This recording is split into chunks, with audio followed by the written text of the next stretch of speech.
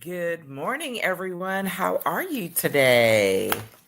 So good to be with you on this here Monday morning.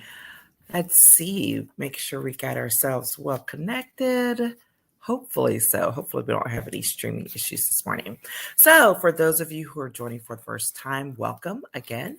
My name is Patricia Hayes. I am a executive advisor, empowerment coach, and authentic networking strategist, which just means that I love working with people to help them get to the next level of themselves, in an empowered way, utilizing all of the resources at their disposal, purposefully and aligned with who they are and what they want to do, especially when it comes to connecting up and building the relationships that they need long term for your professional life and your business life. So there we are.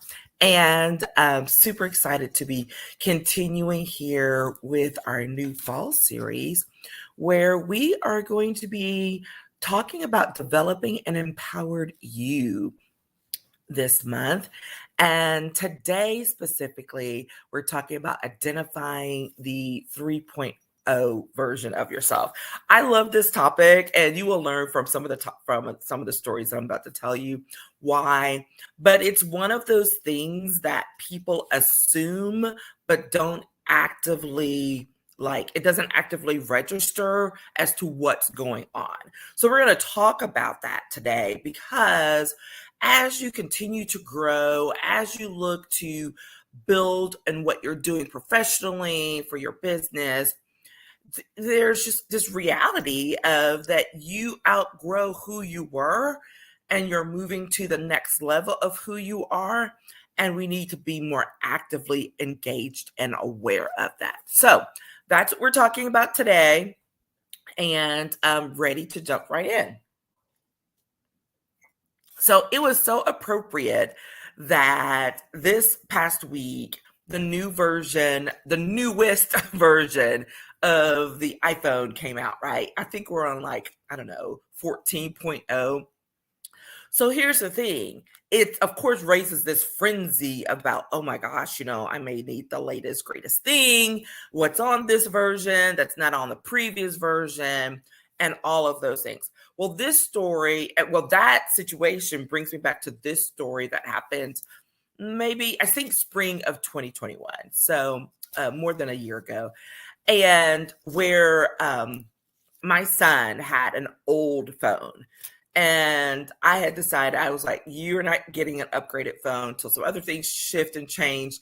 And like literally this phone is going to fall apart in your hand. And it was like a 5S or something, y'all. It was ridiculously, getting old. And I got this package in the mail. No, first I got some emails saying, hey, you've got this new phone, or this new phone has been ordered for you. I'm like, I didn't order a new phone. Like, that's not cool. So I ignored it. And then I went to the mailbox one day. And when I went to the mailbox, there was literally a phone for my son's phone line. So for his phone number in the box sent to me by our carrier saying, hey, this is great. Thanks for upgrading. And I'm like, I didn't do this. Well, here is the thing. I may not have been tired of him carrying around that old phone, but they were tired of him carrying around that old phone. We'll talk a lot more about that, right? They were so tired of him carrying around that old phone that they sent an upgraded phone for free. Like, no jokes. And I was dumbfounded. But I love that for this version of this story because it's so relevant to us in our everyday lives about how we're walking around trying to operate on a modern, frequency on an old phone, and it's not working. And we're wondering why we're stuck and things aren't working on that old version when it's because we haven't upgraded to the new version of who we are. And so years ago, this whole thing, this whole concept of the new version of you, whatever point version you are, started because of a coffee meeting I had with an old colleague of mine. We would normally meet at least 2-3 times a week after we stopped, working together on a daily basis. We meet 2-3 times a year. And so this particular visit had been a while since we had been on it. And so we were talking and he was throwing out some ideas and some conversation about some things for me to do that he thought I would be interested in. And unbeknownst to him, he did not know I was no longer interested in those types of opportunities. So finally I had to stop and say, I'm like, I'm really not, that's not really where I am right now. I'm really kind of shifting to something different. And he stopped dead in his tracks and says, okay, I'm sorry, tell me what Patricia 2.0 is doing. And that has stuck with me all of these years because it is so accurate about how we are growing to the next level. And not only do we need to acknowledge it for ourselves, but we need to acknowledge it and inform others of what it is we're doing and who we are and what we're trying to do so that they can stay informed and not feed us bad information, or not even necessarily bad, but old information, misaligned information, misaligned opportunities. Okay. And it's so, so important. And I got to get my networking plug in because this is extremely important when we are nurturing our professional relationships, when we're staying in touch with our inner circle, with our circle in general, about making sure that they know who we are and where we are today. All right. And you can only do that if you are staying in touch, if you're being consistent about your touches and about reaching out. So, I got to slip in my networking plug for the day. So that's why it's so important. So today, as we move along, here's the thing. The next level of you, the next level of growth, the next level goals require growth. And it's the only way to get there. And that's something that's really tough sometimes. And we'll talk about some reasons why that people have a struggle with. But if you really want to achieve your next level goals, whatever they are, you have to prepare yourself for growth. So when you are identifying you 3.0, 4.0, whatever version, I think I'm on 5 or 6 myself. But when you are identifying that next level of you, here are a few things that are super important to the process. First of all, you have to be ready to be uncomfortable. And this is not one of those hokey or it's not one of those woo-woo things. And it's also not like this, super hard strategy. It's just a fact of life. You must be ready to be uncomfortable. You have to be willing to accept the challenges that lie ahead and to challenge your pre-existing norms, your pre-existing thought patterns and concepts about how you approach life, how you approach your business, all of those things. And it's really important because as you shift, as you grow, it's not neat in a package, right? Anyone who's being honest with you will tell you that growth is uncomfortable, it's messy, and sometimes it's even painful. It's just the reality of it, okay? So you have to be willing to be in that space and to not fight it so hard. It's so funny how that as we're on our path to growth and as we're achieving those next level things, we also will fight ourselves, making it so much more, exhausting and so much more painful. So be willing to be uncomfortable, be willing to sit still, yeah, and to acknowledge what's going on around you so that you can accept what's coming and you can, use it as you move to the next level. Okay. That one that I really kind of brushed over, but really want to reemphasize is the point of challenging your pre-existing norms. Y'all know I'm all about challenging conventional wisdom and questioning it, if nothing else. Okay. And that's important so that you don't carry old things into the new way of being, to the new way of who you want to be, because it won't serve you well. All right. So it won't serve you well. And challenging those things is going to be a good thing overall because it'll also shift your thinking and how you approach things. So here's the thing. I love this factor. If none of these things occur, right, I have to tell you that sometimes your growth is not enough. So if you're not uncomfortable, if you're not feeling some, messiness and even a little bit of pain in the process, dare I say that maybe you're not really setting your goals high enough. I had this come up in a conversation, I think during a presentation that I was making during a Q&A session. And one of the follow-up questions from one of the participants was, well, I set my goals to this, and, I've 3 months I did it. And so I'm kind of like lost what I should be doing. And I said, well, congratulations. And let me tell you, you set your goals too low. Because when you set your goals high enough, they should challenge you. They may even frustrate you. But if they're easily achieved, then you need to question whether you really set a ambitious enough goal. All right. So that's something to think on. Just a little something to think on. Okay. So first of all, when you're identifying you 3.0, be ready to be uncomfortable. All right. Be ready to sit in that and to utilize it to set the foundation for what's coming next. All right. The second thing is you have got to engage in honest self-reflection. It is absolutely crucial to the process. And you've been hearing me talk about reflection and self-reflection for a lot the last few months. And that's because, the more I grow, the more I go through, and all of the coaching experiences that I brought through to you for myself that I've engaged in recent times, that reflection piece is so crucial. We have to slow down long enough to think about what is actually going on around us. Like, what are we actually engaging in?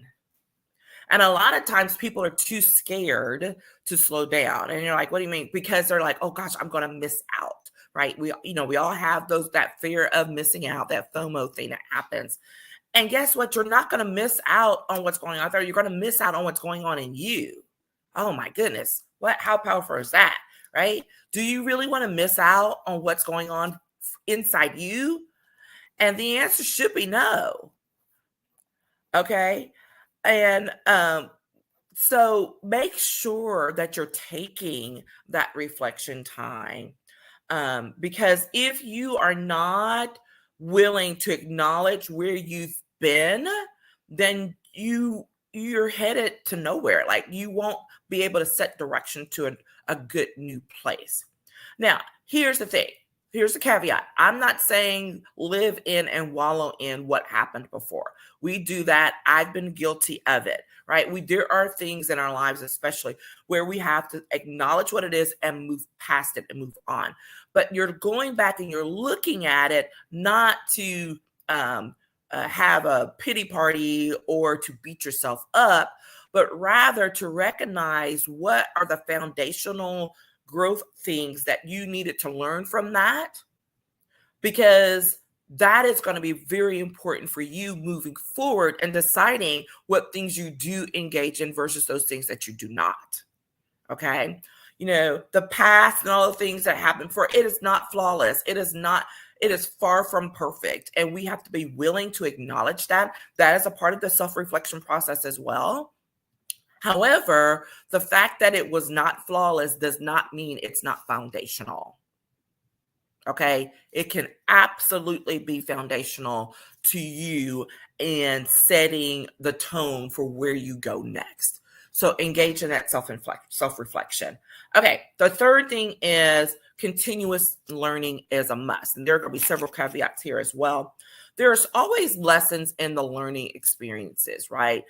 There's so much that we can gain from once we've learned how to be uncomfortable, we've done the self-reflection, And then it's like, okay, what can I learn from these things? And what new learning opportunities do I need to engage in order to take me to the next level? Right now, a lot of times people will presume that the next thing that they need to do is, oh, well, I need to go get X degree. I need to go get this X certification. That could or could not be a part of the process. Going to formal education, and there will be people who are shocked to hear me say this, right? But relying or over relying on formal education for the next level of where we want to be can be just as dangerous as not engaging in learning at all. What do I mean? If you over rely on someone else to give you, quote, information for you to grow to the next level of you, it may mean that you are actually utilizing that educational experience as a crutch not to move forward. So yes, you could be learning all fantastic things and processes and strategies and all the things, the philosophy behind something. You could learn all of that. But if you are not engaging in actual experiential learning along the way, then that could become a crutch and keep you from going to the next level, to keep you from taking the leap that needs to be taken. Because at some point, we all have to take the leap. We all have to take the leap. You have to decide, oh my gosh, this is scary, but I'm gonna do it. If I really want to get to the next level, I have got to do it. Now, for some people, going back to school and engaging in a full-blown process is the scary thing, right? But be honest with yourself about whether you need that formal education or whether you're using it as a crutch to delay a real decision. Okay? Because that is something that absolutely can happen. And we have to learn how to value experiential learning. And I love saying that because sometimes, and everyone knows I love to read, right? I have collections of books. I've been a huge reader my whole life. I love going and reading all the how-tos and the what fors and the biographies to explore how people became successful, all of that. But there becomes times when just having a good old-fashioned conversation with a colleague, with someone else about what it is they experience in real time today, that is more valuable than any book that I can pick up. Okay. I had one of those conversations on last Friday. A colleague I hadn't spoken with in about 9 months or so. We finally caught up. And in an hour, there was just so much powerful conversation that we shared, sharing of experiences. What do you do for this? How do you do that? Oh my gosh, I didn't know, can you share that tool with me? That whole thing, right? You can get some of your best learning in a conversation. All right. So again, that means you have to schedule them. You have to engage with other people in a way so that you can build that trust and to be able to share those difficult things, those difficult experiences, and to do so in a safe space, because you both know that the whole purpose of it is to learn and grow. Okay. So that is it. Identifying 3.0 version of you, or whatever version you're on, the things that you really want and need in order for that to happen are, first, you have to be ready to be uncomfortable. Growth is uncomfortable. It's messy and even a little painful, but it's still good, right? Secondly, honest self-reflection is crucial to the process. You do not want to miss out on becoming the best version of you because you were too scared to take a look inside, right? And third and lastly, continuous learning is a must. You have to be willing to go and learn from other people so that we can grow, strengthen our foundation and build up so that we can be ready for the next level of you and me.